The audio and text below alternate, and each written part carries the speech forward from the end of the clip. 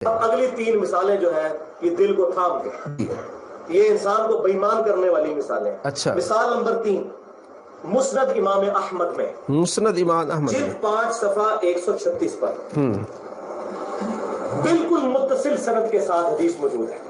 اور بدقسمتی کی بات کہ یہ حدیث امام بخاری کی جو کتاب ہے الادب المفرد اس میں بھی موجود ہے، انٹرنیشنل نمبر کے مطابق 936 اور 946 پر۔ یہ مسند امام یہ احمد مسند اور الادب المفرد کہ نبی صلی اللہ علیہ وسلم نے فرمایا جو شخص اپنے نسب پر فخر، اور یہ مشکات المصابیح میں موجود ہے، یہ جو بات کر رہا ہے یہ مشکات المصابیح میں، اور جو اس کے سامنے رکھی ہوئی ہے مشکات المصابیح اس میں بھی یہ روایت موجود ہے، جس کے بارے میں کہتا ہے کہ اس کو مان کے بندہ بے ایمان ہو جائے۔ ذرا سنیے۔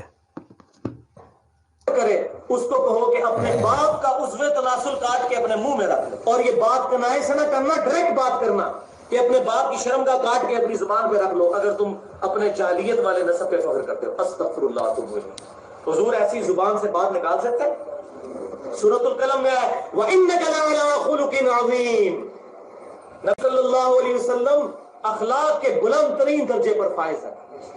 اور صحیح بخاری اور مسلم کی متفق علیہ حدیث ہے کہ سیدنا ابو سعید خدری رضی اللہ تعالیٰ عنہ کہتے ہیں کہ نبی صلی اللہ علیہ وسلم میں تو کنواری لڑکیوں سے بھی زیادہ شرم و حیا تھی۔ اس حدیث کو احمد بن حنبل نے ضعیف تو نہیں کہا ہوا، سند نقل کر دیے، ضعیف نہیں کہا ہوا، احمد بن حنبل نے ضعیف نہیں کہا ہوا، سند جو ہے وہ اس پر کوئی حکم نہیں لگا، لیکن آپ کے امام جو ہے میں آگے دکھانے والا ہوں کہ یہ امام ہے البانی، انہوں نے یہ اس پر حکم لگایا ہے کہ صحیح ہے، اور میں آپ کو دکھاؤں گا بھی، اور اس پر نیچے لکھا بھی ہے کہ اس پر عمل تھا حضرت عمر رضی اللہ تعالی عنہ کا۔ مشکات کے اندر جسے میں نے نام دیا ہے انسائکلوپیڈیا آف حدیث، یعنی آپ سمجھ لیں اہل سنت کی کتابوں کا یہ انسائکلوپیڈیا ہے، انسائکلوپیڈیا ہے۔ اچھا ٹھیک ہے، اور یہ اس نے سامنے رکھی ہوئی، اسی میں وہ روایت ہے جس کے کہتا ہے کہ اس کو مان کے بندہ بے ایمان ہو جائے۔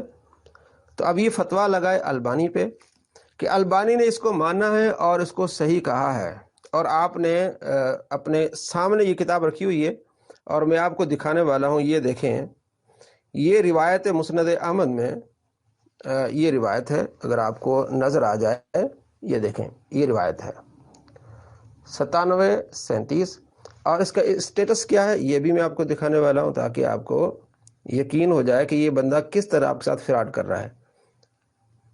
دیکھیں جی 9737، اور یہ صحیح روایت ہے، 9737 اور یہ صحیح روایت ہے، اور اس کے نیچے کیا لکھا ہے یہ بھی آپ دیکھ لیں، یہ دیکھیں جی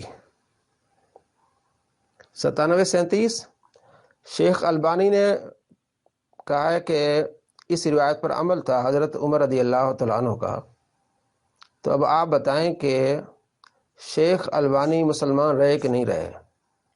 آپ کہتے ہیں کہ وہ امام ہیں اور ان سے جان نہیں چھڑائی جا سکتی، شیخ البانی کہتے ہیں کہ یہ جو روایت آپ نے ابھی بیان کی ہے کہ اس کو مان کے بندہ بے ایمان ہو جائے، وہ کہتے ہیں صحیح ہے، اور اس پر حضرت عمر رضی اللہ تعالیٰ عنہ کا عمل تھا، اور وہ بھی روایت صحیح، یہ البانی کہتا ہے۔ آگے دیکھیں اسی البانی کے بارے میں یہ کیا کہتا ہے۔ حکم کو نہیں لگایا ہوا تو مانے بے ایمان ہو جائے اس حدیث کو مان کے، تو مانے بے ایمان ہو جائے اس حدیث کو مان کے۔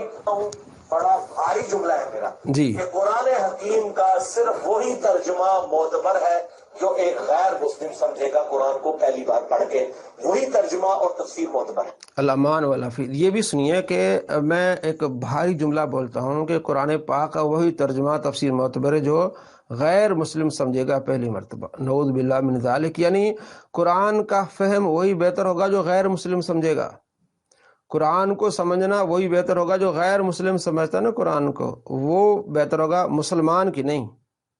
کیا یہ بات کوئی مسلمان کر سکتا ہے؟ اس طرح کوئی نہیں کہہ سکتا کہ قرآن پاک کا ترجمہ اور اس کی تفسیر وہ معتبر ہوگی جو غیر مسلم لیتے ہیں، کوئی مسلمان تو ایسی بات نہیں کہہ سکتا۔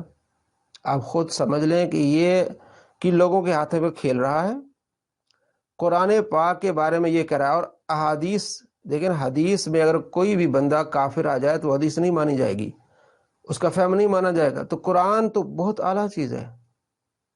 تو اس طرح کا بیان دینا کہ قرآن پاک کا تفسیر اور اس کی تشریح وہ مانی جائے گی جو غیر مسلم لے گا، آپ پہلی مرتبہ پڑھ کے، نعوذ باللہ من ذالک۔ آگے دیکھیے جی۔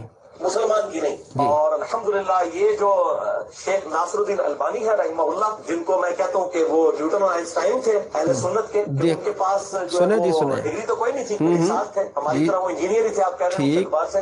شیخ ناصر الدین البانی یہ اہل سنت کے امام ہیں، اور آج کی ڈیٹ تک تو امام ہی ہیں۔ بعد میں کوئی ان کو خارج کر دے تو وہ ویسے تو آپ کو اتنے بڑے ہو چکے ہیں کہ نہ تو اب شیخ زبیر صاحب سے کوئی جان چھڑا سکتا ہے نہ شیخ البانی۔ شیخ البانی سے وہ اتنے بڑے ہو چکے ہیں۔ اب دیکھیں انہوں نے اس کو امام کہا ہے، اور اسی کا امام کہہ رہا ہے کہ یہ حدیث جو ہے وہ صحیح ہے، اور اسی پر حضرت عمر رضی اللہ تعالیٰ عنہ کا عمل ہے۔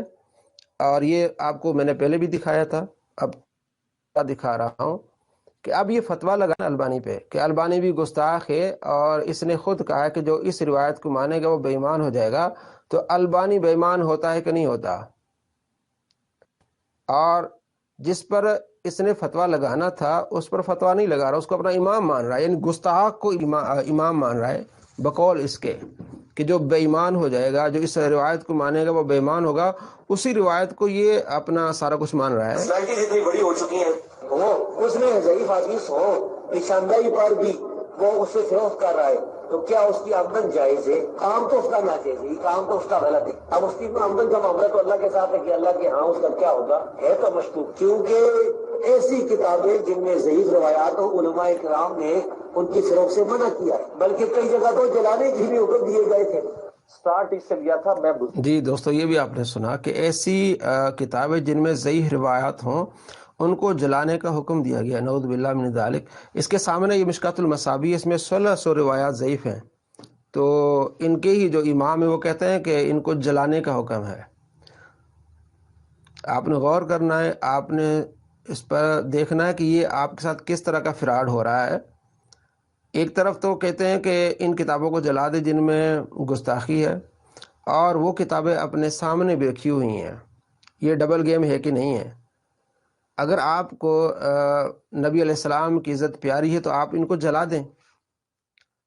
اگر آپ صلی اللہ تعالیٰ علیہ وآلہ وسلم کی ناموس کا دفاع کر رہے ہیں تو آپ نے سامنے کتابیں رکھی ہوئی ہیں۔ اور یہ ادھر یہ بخاری جس کے بارے میں اس نے خود کہا ہے کہ اس میں ایسی روایت ہے جس میں گستاخی ہے۔ صحیح بخاری میں جو آیا ہے کہ نبی صلی اللہ علیہ وآلہ وسلم نے کئی مرتبہ خودکشی کی کوشش کی، کیا ایسی بات پیغمبر اسلام کے شایان شان صحیح معلوم ہوتی ہے؟ کیا ایسی روایت بیان کرنا سراحتاً گستاخی نہیں ہے؟ واقعتاً یہ گستاخانہ چیز ہے۔ جی واقعتاً یہ گستاخانہ چیز ہے۔ تو آج ہم نے صرف آپ کو یہ دکھایا اس کا دوگلاپن اور اس کا دوسرا چہرہ، کہ یہ جواب دیں گے کہ نہیں جی احادیث کہاں اور یہ کشف المحجوب کہاں۔ بھائی یہ نہیں دیکھا جائے گا، دیکھا یہ جائے گا کہ نبی علیہ السلام کی گستاخی کہاں ہوئی ہے۔ آپ کے بقول اگر وہاں گستاخی ہے، آپ کے بقول یہاں بھی گستاخی ہے۔ اگر ان کا جلایا جائے گا تو آپ کے بقول ان کو بھی جلایا جائے گا۔ آپ ہی کہتے ہیں کہ نبی علیہ السلام کے مقابلے میں بڑے سے بڑا صحابی بھی آ جائے تو قرآن کا فیصلہ دیکھ لیں، لا ترفعوا اصواتکم، تو یہاں پھر آپ یہ بھی دیکھ لیں کہ بڑی سے بڑی کتاب بھی آ جائے یا چھوٹی کتاب آ جائے، فیصلہ ایک ہونا چاہیے۔ السلام علیکم ورحمۃ اللہ وبرکاتہ۔